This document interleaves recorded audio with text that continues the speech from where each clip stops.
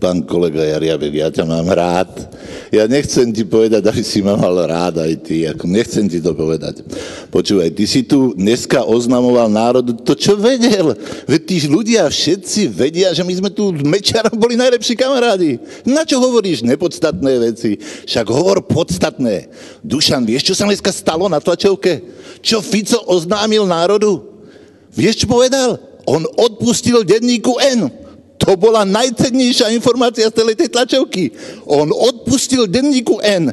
To jediné bolo nové na tej tlačovke. Ináč nič.